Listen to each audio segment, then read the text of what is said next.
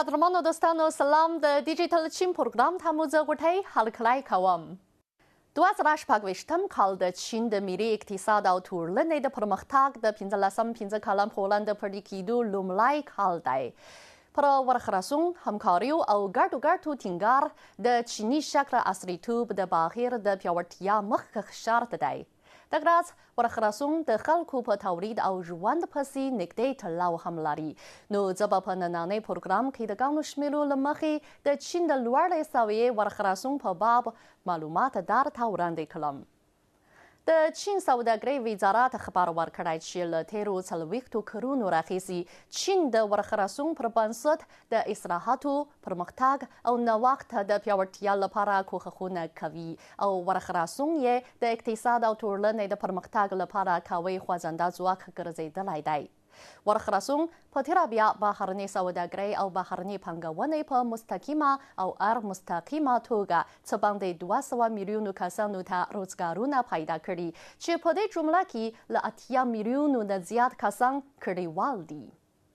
چین د سوداګرۍ د نړیوال سازمان په چوکاټ کې د پرمختګ د پیاوړتیا په پار د اسانې پانګونې د تړون د لاسلیک لپاره لارښوونکی رول لوبولی او د دغه سازمان شاوخوا 110 غړو دغه تړون لاسلیک کړی دی دغه راز چین د خپلواکۍ پر بنسټ ورخلاصون او ډېر لږ پرمختګ لرونکو هیوادونو ته یې یو اړخیز ورخلاصون پراخ کړی دی چین د هغو ډېر لږ پرمختګ لرونکو هیوادونو د تولیداتو لپاره د صفر ګمرکي تعرفې امتیاز برابر کړی چې رسمي اړیکې ورسره لري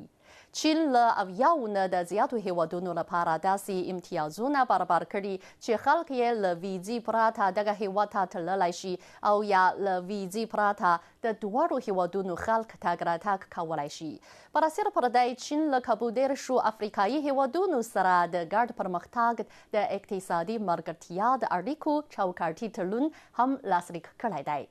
چین د خپلو اړتیاو او د نړیوالو اړتیاو په پوره کولو سره همکارۍ او ګټې پیاوړې کړي دي د یو کمربنده یوې لارې د ګډ د ابادۍ وړاندیز داسې نړیوال عمومي تولید او همکاریز ډګر دی چې د نړیوالو ډېرې هیرې ورسره غوټه دي